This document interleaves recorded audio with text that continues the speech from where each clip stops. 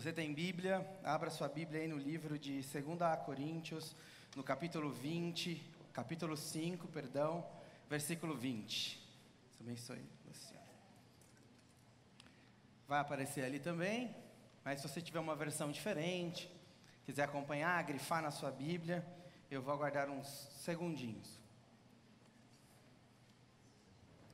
2 Coríntios 5, 20. Diz assim: portanto, somos embaixadores de Cristo, como se Deus estivesse fazendo o seu apelo por nosso intermédio. Por amor a Cristo, lhe suplicamos, reconciliem-se com Deus. Novamente, você pode ler comigo? Portanto, somos embaixadores de Cristo, como se Deus estivesse fazendo o seu apelo por nosso intermédio. Por amor a Cristo, lhe suplicamos, reconciliem-se com Deus. Repita: embaixador. Embaixador. Paizinho, nós te amamos e nós estamos reunidos aqui em teu nome. Nós estamos aqui por ti, tudo que foi feito até aqui foi para ti. Por isso nós pedimos que o Senhor continue conosco. Que o teu Espírito flua neste momento em nós e através de nós. Que a tua palavra penetre no mais profundo do nosso entendimento, da nossa mente, e fixe no nosso espírito, que gere mudanças. Em nome de Jesus nós oramos, amém. Eu queria compartilhar um poema com os irmãos. Diz assim, eu tenho quase certeza que você já ouviu este poema alguma vez na sua vida. Minha terra tem palmeiras, onde canta o sabiá. As aves que aqui gorjeiam, não gorjeiam como lá. Nosso céu tem mais estrelas, nossas várzeas têm mais flores, nossos bosques têm mais vida, nossa vida mais amores. Em cismar sozinho à noite, meu prazer em controlar. Minha terra tem palmeiras, onde canta o sabiá. Minha terra tem primores, que tais não encontro eu cá. Em cismar sozinho à noite, mas prazer encontro lá. Minha terra tem palmeiras, onde canta o sabiá. Não permita, Deus, que eu morra, sem que eu volte para lá, sem que desfrute os primores que não encontro por cá, sem que ainda viste as palmeiras, onde canta o sabiá. Um poema de Gonçalves Dias, Primeiros Cantos, 1847. Não, você não está na escola, você ainda continua na igreja. Fique tranquilo, ainda vai fazer sentido para você. Gonçalves Dias foi um poeta romântico brasileiro, e que uma das características desse movimento romântico da literatura é que ele exaltava a nacionalidade. Ele procurava exaltar as características de sua terra. O céu era o céu tanto aqui quanto na Europa quando ele escreveu este poema. As estrelas eram as mesmas, com pequenas diferenças de hemisfério, mas o céu era o mesmo. Mas o poeta, animado pelaquela ideia de amor à sua pátria, exaltava as características da sua terra, através desse poema lindo que todos nós provavelmente já estudamos ele nas nossas escolas e nos nossos colégios. E nós somos embaixadores, representantes de Cristo. E antes que este poema faça sentido, eu preciso te dizer algumas coisas. Amém? Primeiro, que todo o poder foi dado a Jesus Cristo. Amém? Todo o poder foi dado a Jesus. O Cristo glorificado, Ele exerce um poder sem limites e sem precedentes, tanto no céu, como na terra, quanto debaixo da terra, como diz a palavra. As trevas, os demônios, as potestades, Cristo é autoridade e governo, poder sobre todas estas coisas. Mateus 28, 18, Jesus diz: então Jesus aproximou-se deles e disse: foi-me dada toda a autoridade no céu e na terra. Paulo, falando aos filipenses, nos diz: por isso Deus o exaltou, quando Cristo assume o seu papel de servo e abre mão de sua glória, morre na cruz do Calvário. Deus o coloca em uma posição de destaque sobre governos, sobre eras, sobre reinos. E diz, Por isso Deus o exaltou à mais alta posição e lhe deu um nome que está acima de todo nome, para que ao nome de Jesus se dobre todo o joelho, no céu, na terra e debaixo da terra, e toda língua confesse que Jesus Cristo é o Senhor, para a glória de Deus Pai. Nós precisamos entender que o Jesus que nós pregamos, que o Jesus que nós cantamos, que o Jesus que nós confessamos quando nos batizamos, Ele é poderoso. E o seu poder não tem limites. O teu poder não encontra resistência. Amém?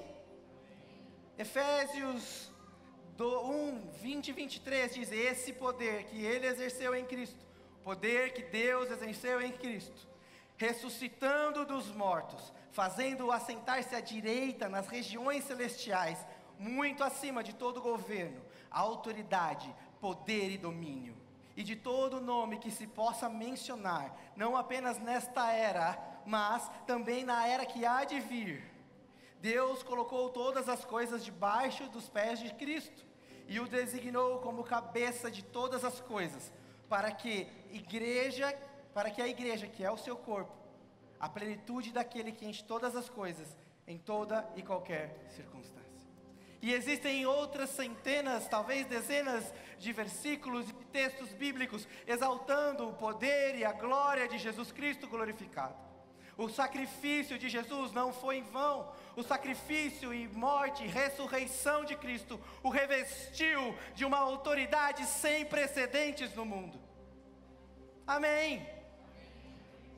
Por isso, quando nós confessamos o nome de Jesus, hoje há muitas, glória a Deus, muitas canções que exaltam o nome de Jesus, porque nesse nome há poder. Amém? E por conta deste poder, este poder abriu um espaço que antes era fechado, um espaço de comunhão com Deus e com o ambiente celestial. Quando Cristo morreu ali na cruz do Calvário, eu acho que eu talvez já tenha falado isso aqui, existia um ritual, um ritualismo, para que a presença de Deus viesse ao homem. Pontualmente Deus derramava a sua virtude sobre alguns profetas, alguns reis, alguns sacerdotes eram cheios da presença de Deus. Mas no dia a dia existia todo um ritual para que eles chegassem a um lugar onde teoricamente haveria a manifestação de Deus. E este lugar era separado por um véu. E quando a gente imagina véu, a gente imagina um véu da noiva, certo? Como se fosse aquele voal, né, que as mulheres falam. Um voalzinho. Mas Joséfo, um historiador do primeiro século ali de Jesus, ele fala que aquele véu que separava o lugar santo do lugar santíssimo, onde habitava e descia a presença de Deus uma vez por ano, segundo a tradição judaica, ele tinha 12 centímetros de largura. Então não era tão assim um véu. Ele chamava-se véu, mas na verdade era uma grande cortina espessa. E ele falava que o historiador, se nem que colocassem 2 cavalos fortes, um de cada lado, e puxasse aquele véu não poderia ser rasgado. Ele era feito de um linho puro, entrelaçado.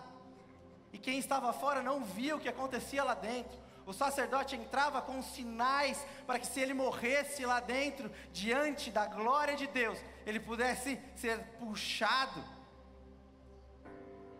E esse lugar era inacessível. Esse lugar era acessível apenas para alguns, talvez por um período breve de tempo.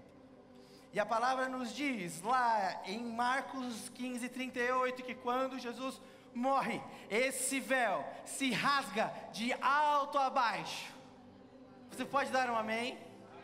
Esse véu de 12 centímetros de espessura, ele se rasga de alto a baixo, simbolizando que aquela presença, aquele ambiente de Deus, aquele ambiente espiritual, onde Deus se revelava, onde Deus se manifestava, onde Deus falava com o povo, onde Deus falava com o sacerdote, agora não era mais seleto, agora não era mais para alguns, mas era agora sim para toda a humanidade. Aleluia! Deus inaugura uma nova era. Deus inaugura um novo momento, cumprindo-se a palavra que Deus reergueria um novo templo em 3 dias. Não mais templos feitos por mãos de homens, como diz o apóstolo Paulo, mas templos vivos, sacrifícios vivos, ambulantes, em todos os lugares, em todas as épocas, em todos os tempos, a igreja, o templo se ergueria. Aleluia! E por isso nós estamos aqui hoje, porque nós cremos que esse ambiente do céu está disponível para nós. E isso nos permite um novo nível de relacionamento com Deus. O que está lá em Efésios 2, 6 e 7. Quando nós ressurgimos no batismo, Deus nos ressuscitou com Cristo. O batismo simboliza a morte e ressurreição de Cristo. Nós somos parte disso quando nós batizamos, do seu sepultamento, morte e ressurreição. Amém? Esse é um dos simbolismos mais sérios e importantes do cristianismo. Deus nos ressuscitou com Cristo e com Ele nos fez assentar nos lugares celestiais em Cristo. Espera aí, você não entendeu? Deus nos ressuscitou com Cristo e com Ele Deus nos leva com Ele nesse lugar celestial em Cristo Jesus, para mostrar nas eras que hão de vir, nós, hoje, aqui, São Paulo, Bom Retiro, a incomparável riqueza da sua graça, demonstrada em sua bondade para conosco em Jesus Cristo. Que eu quero dizer com isso que nós temos acesso ao ambiente do céu. O sacrifício de Jesus, sua morte e ressurreição, nos dá acesso a esse ambiente. E mais que isso, Ele nos torna uma nova pessoa.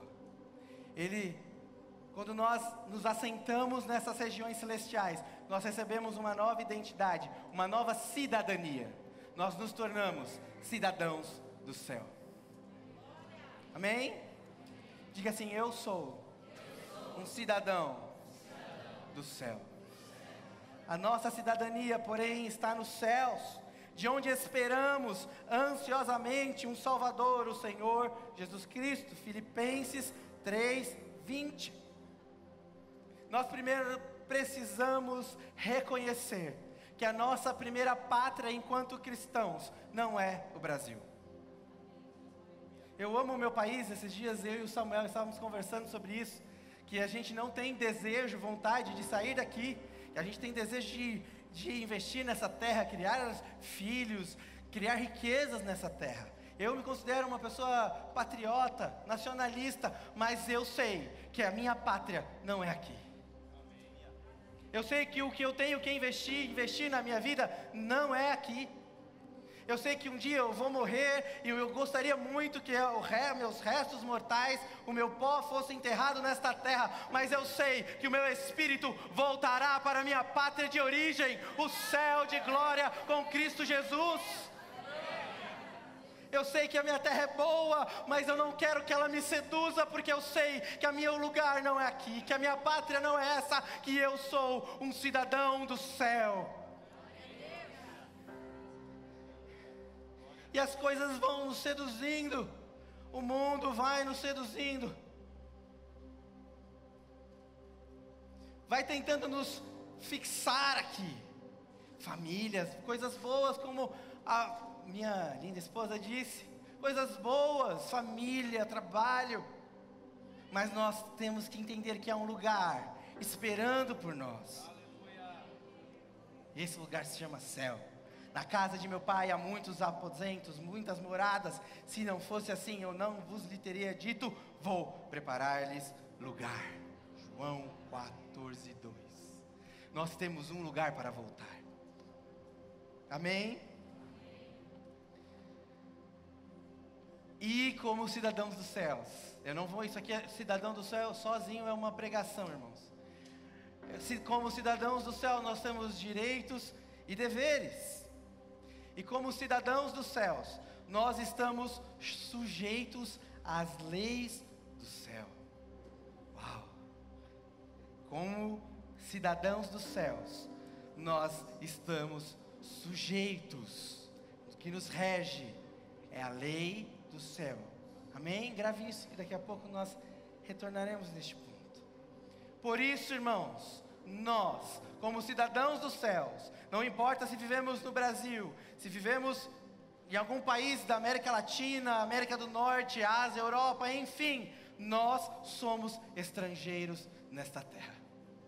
Como a canção disse agora há pouco, nós não pertencemos a esse sistema, por isso nós sofremos. Por que você acha que você sofre quando alguém morre? Porque você não foi projetado para morrer. Por que você sofre quando você adoece? Porque você não foi projetado para adoecer. Deus criou o homem, a sua imagem e semelhança espiritual e talvez eterna. E eu acredito nisso, que quando nós nascemos, a nossa eternidade com Deus já começa, mas a gente fica preso a esse sistema. Jesus veio dar um sacrifício provisório, até um dia Ele voltar em glória e as coisas serem restauradas por completo. Mas, escute o que eu vou te dizer, quanto mais nós nos envolvemos com o sistema do mundo, mais nós vamos sofrer, mais nós vamos nos decepcionar, mais tristes e infelizes nós seremos. Quantas pessoas de sucesso, famosas, importantes, ricas, talvez coisas que nós almejamos ser aqui nessa terra, se suicidam. Pense aí, tenho certeza que já surgiu pelo menos uma meia dúzia de nomes na sua memória. Pessoas com fama, com dinheiro, bem-sucedidas, porque sempre faltará algo, sempre faltará a essência, porque nós não somos daqui. Amém. Você não é daqui. Olha para o seu irmão e fala: você é. Diga: você é um extraterrestre. Aleluia!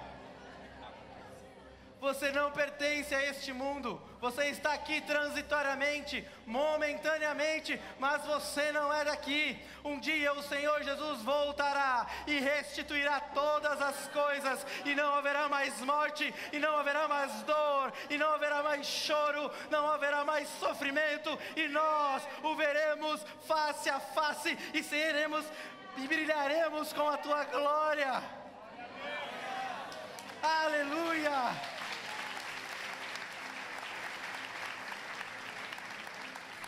Eu sou um ET, glória a Deus. Amados, insisto que como estrangeiros e peregrinos no mundo, vocês se abstenham dos desejos carnais que desejam contra a alma. 1 Pedro 2,11. É uma luta diária, eu sei, irmãos. O que nós vemos é muito forte, o que nós sentimos é muito forte, mas nós não podemos perder a esperança do que há de vir. Nós não podemos perder a fé no poder de Jesus Cristo. Hebreus 11:13 diz: todos estes, estava falando dos heróis da fé, ainda viveram pela fé e morreram sem receber o que tinham prometido. Viram-nas de longe, e de longe as saudaram, reconhecendo que eram estrangeiros e peregrinos na terra. Por mais legal que a sua vida seja, você está aqui só de passagem. E essa passagem definirá a sua eternidade. Eu sou obstetra e eu sempre comparo a passagem na terra como uma gestação. Nós estamos sendo formados, forjados num ventre. E esse ventre pode ser bom ou pode ser ruim. E quando nós nascermos e quando nós apontarmos para a eternidade, nós podemos ser sim saudáveis em Jesus ou não. Então, você tem algo a mais. Você tem uma eternidade com Deus. Para a nossa mente humana e finita é estranho falar em eternidade, mas nós precisamos colocar a nossa fé em ação e saber que nós temos uma eternidade com Deus. Mas pastor, por que quando então eu não aceito Jesus?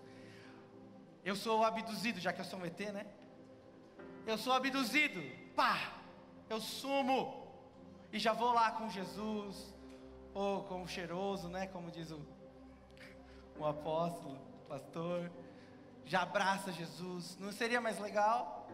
Assim que nós confessássemos a Jesus Cristo,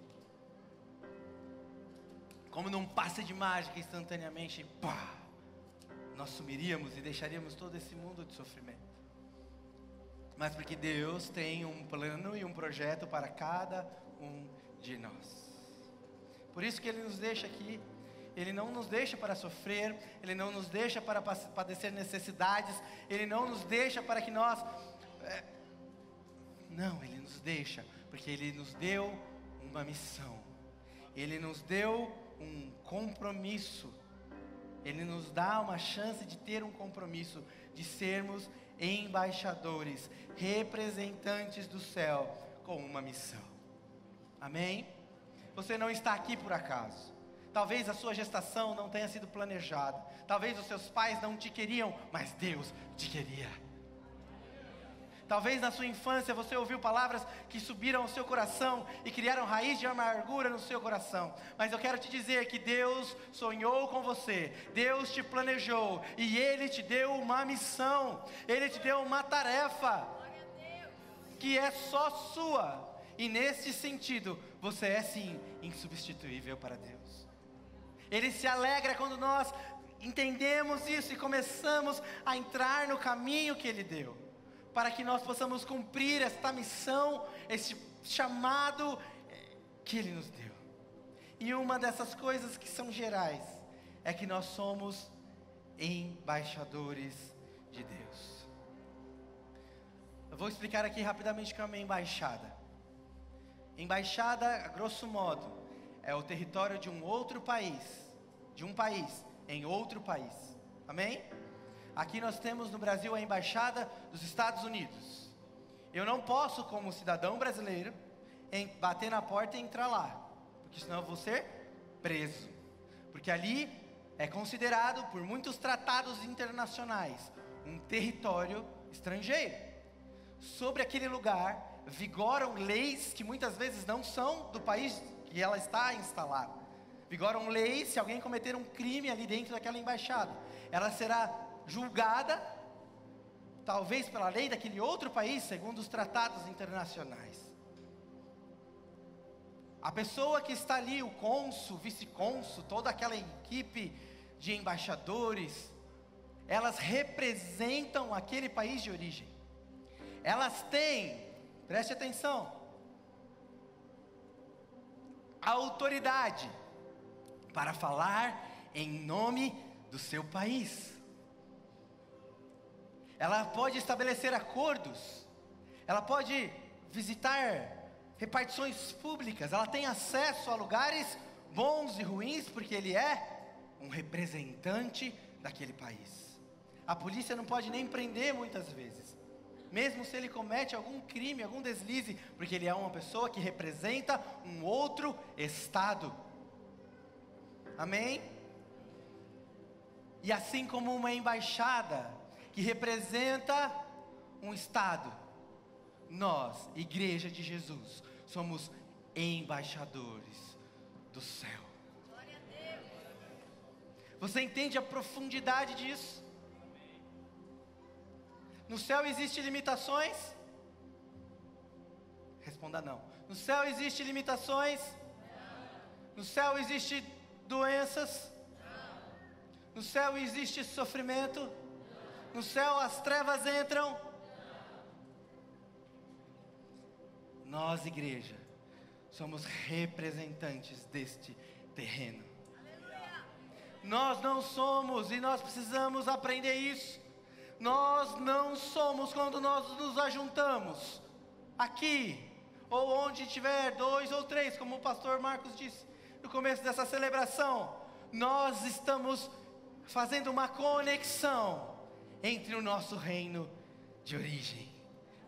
Nós estamos fazendo uma conexão com a nossa verdadeira pátria, como cidadãos dos céus. Quando nós nos ajuntamos, nós invocamos as leis do céu. Aleluia! E onde essas leis imperam, irmãos? As leis naturais, elas podem ser quebradas. Gravidade, leis da biologia, Eu sou um técnico, eu gosto de coisas técnicas. Mas eu sou cidadão do céu, e eu creio que todas as leis foram criadas por Deus, e Ele, através do Senhor Jesus também, tem o domínio sobre elas, e no céu de glória não existe nada disso. As leis naturais, elas estão sobre as leis de Deus. E quando nós nos reunimos, nós precisamos entender que esse ambiente é poderoso. Que nesse ambiente há virtude, que nesse ambiente há poder, e que nós somos representantes deste reino do céu.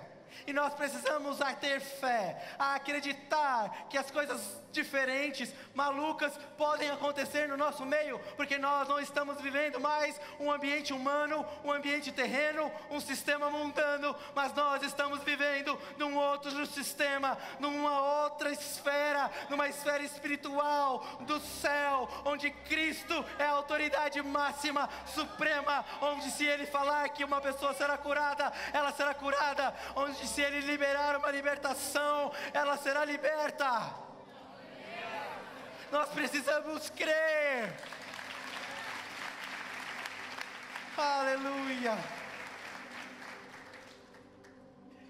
Portanto, somos embaixadores de Cristo, como se Deus estivesse fazendo o seu apelo por nós, pelo nosso intermédio.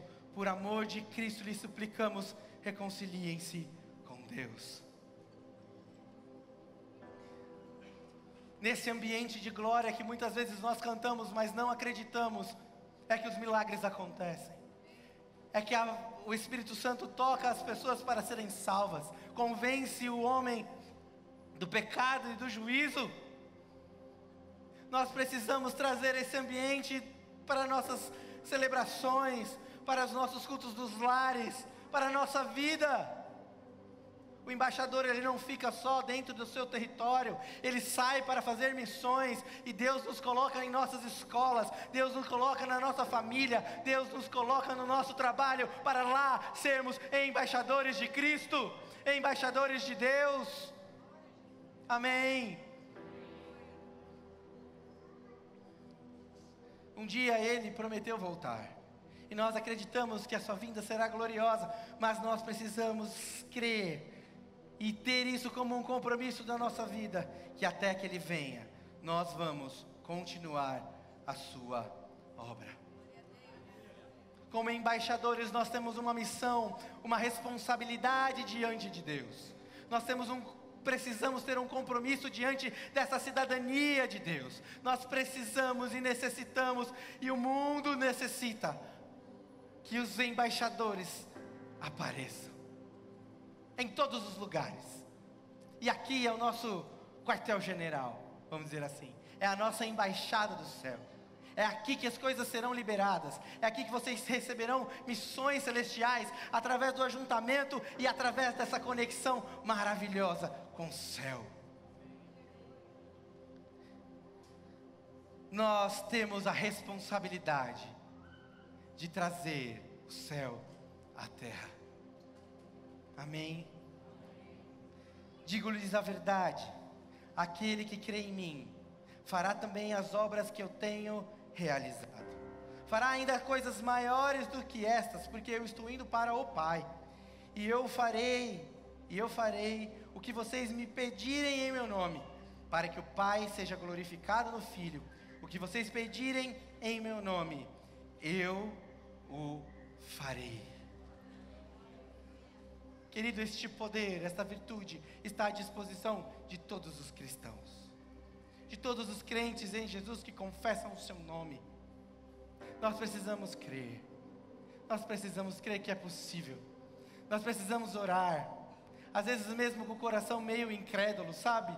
Nós precisamos começar a orar em nome, não em nosso nome, mas em nome de Jesus. Eu te desafio essa semana a surgirem tantas questões na sua vida com outras pessoas, para que você possa ter a oportunidade de orar com ela. Não importa o ambiente, você vai dizer assim: eu posso orar por você, com educação e delicadeza, eu posso orar por você. E talvez o seu coração ainda não esteja totalmente convencido disso, mas ore por cura, ore por libertação, ore por milagre, ore por salvação. Comece a orar. Comece a crer que você tem esta virtude de Deus, que Deus confia em você esta virtude para que o mundo seja diferente. Como o pastor Isaac disse semana passada, se todos nós, nos nossos ambientes, recomeçarmos a revelar a glória de Deus, o mundo muda. E nós precisamos dos sinais de cada um de vocês. Não é mais a época de um ou outro pastor, é a época da igreja se levantar. Cada um de nós, para revelar não uma pessoa ou outra, mas para revelar o Cristo poderoso e glorificado. Portanto, vão e façam discípulos de todas as nações, batizando-os em nome do Pai, do Filho e do Espírito Santo, e ensinando-os a obedecer a tudo o que lhes ordenei. Esta é outra missão que nós temos, e isso não é para um ou outro, isso é para todos nós. Pregar em tempo e fora de tempo. E a minha oração é que a sua vida seja uma pregação, que as pessoas olhem para você e vejam Deus, que as pessoas olhem para você e sintam a paz de Deus, que as pessoas possam olhar para você e vejam a alegria do Espírito Santo, a paz que excede todo entendimento possa brotar de você. No seu trabalho, quando a casa estiver caindo, um monte de problema, você possa trazer esperança. Na sua família, quando chegar a notícia má, você possa ser o agente de esperança, agente de alegria, não de perturbação, irmão. Deus te chamou para levar a luz de Deus, o Evangelho de Jesus. Se você tivesse a cura do câncer, você guardaria para você? Você é um cientista brilhante, você descobre a cura do câncer, você guardaria essa informação? Se você fosse muito gente boa, você divulgaria para o mundo. Se você fosse mais ou menos, você venderia e ficaria milionário. Mas você não ficaria com isso para você, porque essa é uma notícia muito boa, certo? E você porta a melhor notícia de todas, que são as boas novas do Evangelho de Jesus, capaz de mudar não só uma situação circunstancial e momentânea, capaz de mudar a eternidade das pessoas. Eu como médico posso curar a pessoa, mas eu sei que um dia ela morrerá. Eu posso aliviar o seu sofrimento, mas um dia ela vai morrer. Mas a mensagem que nós temos, ela é eterna. Ela muda a eternidade. Por isso nós não podemos nos calar. A nossa vida tem que ser um transbordar de Jesus. Eu sei que isso é difícil, irmãos, para mim e para você, mas nós temos que decidir, nós temos que nos esforçar para que isso seja uma realidade em nossas vidas. Isso só é possível, tudo isso que eu falei, porque o Senhor não nos deixou sozinhos. Amém? Ele nos deu um outro Consolador. E mais que um Consolador, Ele nos deu através desse Espírito um poder e uma virtude que repousa sobre cada um de nós. E é Ele que nos dará ousadia, é Ele que nos dará entendimento, é Ele que nos dará intrepidez para se levantar e falar e proclamar o Evangelho de Jesus. Quando nós vemos Pedro timidamente, já tinha andado com Jesus. Pedro era crente, ele já tinha andado com Jesus, e ele nega Jesus diante de pessoas comuns. Mas depois do derramar do Espírito Santo, nós vemos Pedro se levantar numa multidão e proclamar o poder e a missão dessas boas novas de Jesus. Nós só vamos ter uma mudança, irmãos, se começarmos a nos encher do Espírito. E encher do Espírito. O Espírito Santo não é uma fumacinha, não é um ventinho. O Espírito Santo é Deus. O Espírito Santo é a terceira pessoa da Trindade de Deus. O Espírito Santo é forte, é poderoso. Por isso não limite os momentos com o Espírito apenas numa canção ou apenas num culto. Ele é Deus, Ele está com você, Ele é poderoso, Ele é forte. E Ele vai trabalhar em você a santificação, a regeneração. E vai te dar a intrepidez e a ousadia. Mas receberão poder quando o Espírito Santo descer sobre vocês. E serão minhas testemunhas em Jerusalém, em Samaria e até os confins da terra. Queridos, que nós possamos ser como o poeta, ter saudade da nossa terra celestial, sonhar com ela, desejá-la. Você pode ficar em pé, por favor. Se lembrar dos momentos em que você teve contato com ela. Ora, se nós acreditamos que quando nós nos reunimos, o ambiente do céu se une ao da terra, nós temos experiências com o céu nas nossas celebrações. Amém? Por isso esses ambientes, essas experiências são pequenas prévias do que nós viveremos no céu com Jesus. Por isso eu te desafio nesta noite. Nós vamos cantar uma canção, mas eu gostaria que você visse ela de uma perspectiva que Deus está te empoderando neste momento, para que você viva ser uma testemunha de Jesus, para que você seja realmente um embaixador de Jesus Cristo nessa terra, em todos os lugares, e que você creia que Deus ainda faz. Você creia que Deus ainda faz. Ele ainda cura, amém? Ele ainda liberta oprimidos. Ele ainda restaura casamentos e pessoas. Ele ainda faz. E o seu poder não encontra limites, não encontra resistências. Nós precisamos acreditar nisso, que Jesus Cristo não mudou e nunca mudará. Aleluia.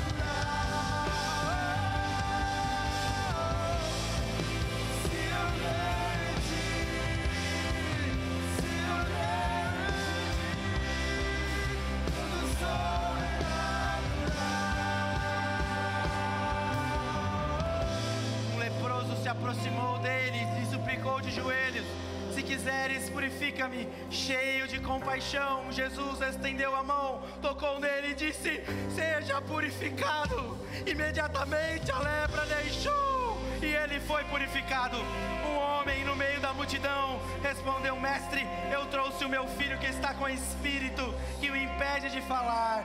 E onde quer que o apanhe, joga no chão, espuma pela boca, range os dentes. Pedi aos seus discípulos para que expulsassem, mas eles não conseguiram. Jesus disse: tudo é possível ao que crê. E quando Jesus viu uma multidão que estava juntando, repreendeu o espírito imundo e disse: espírito mudo e surdo, eu ordeno que deixe o menino e nunca mais entre nele. E o espírito gritou e violentamente saiu, e o menino ficou como morto. Ele morreu, mas Jesus tomou pela mão e o ressuscitou e o deixou em pé. E chegaram a Jericó, e Jesus e seus discípulos, juntamente uma grande multidão. E estava saindo da cidade o filho de Timeu, Bartimeu, que era cego, e estava sentado à beira do caminho pedindo esmolas. Quando ouviu que era Jesus de Nazaré, começou a gritar: filho de Davi, tem misericórdia de mim. Muitos o repreendiam para que ficasse quieto, mas ele gritava ainda mais: filho de Davi, tenha misericórdia de mim. Jesus parou e disse: chame-o. Chamaram o cego: ânimo, levante-se, ele está o chamando. Lançando a sua capa para o lado, deu um salto e foi até Jesus. E Jesus lhe perguntou: o que quer que eu te faça? E o cego respondeu: mestre, eu quero ver. E Jesus disse: vá, a tua fé o curou. E imediatamente ele recuperou a visão e seguia a Jesus pelo caminho. Ele ainda faz, ele ainda faz, ele ainda faz. Através de você, ele ainda faz. Deus é sobrenatural. Se você crê,